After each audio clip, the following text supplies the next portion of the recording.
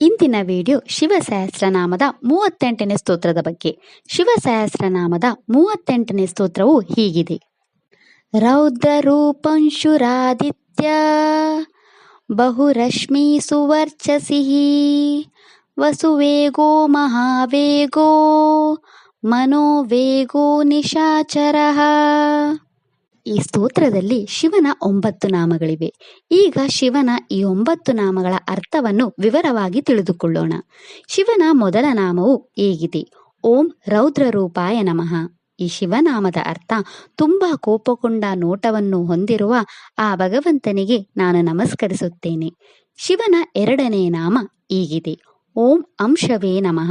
ಈ ಶಿವನಾಮದ ಅರ್ಥ ಬೆಳಕಿನ ಕಿರಣದ ರೂಪಿಯಾದ ಆ ಭಗವಂತನಿಗೆ ನಾನು ನಮಸ್ಕರಿಸುತ್ತೇನೆ. ಶಿವನ ಮೂರನೇ ನಾಮ ಹೀಗಿದೆ. ಓಂ ಆದಿತ್ಯಾಯ ನಮಃ.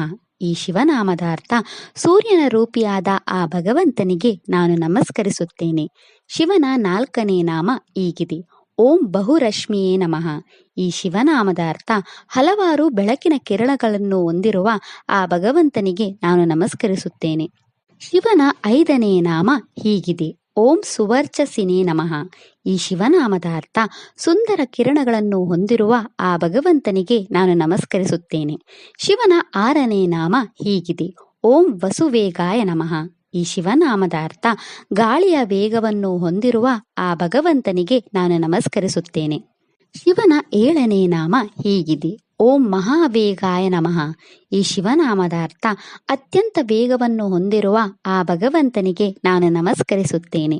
ಶಿವನ 8ನೇ ನಾಮ ಹೀಗಿದೆ. ಓಂ ಮನೋವೇಗಾಯ ನಮಃ.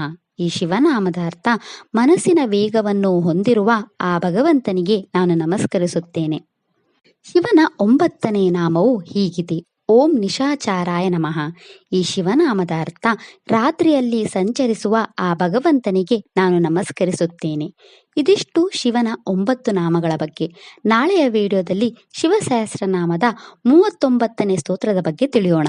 ಓಂ ನಮಃ ಶಿವಾಯ. ಈ ವಿಡಿಯೋ ಇಷ್ಟ ಆದರೆ ಲೈಕ್ ಮಾಡಿ, ಶೇರ್ ಮಾಡಿ ಮತ್ತು ಚಾನೆಲ್ ಸಪೋರ್ಟ್ ಮಾಡೋಕೆ ಸಬ್ಸ್ಕ್ರೈಬ್ ಮಾಡಿ. ಧನ್ಯವಾದಗಳು.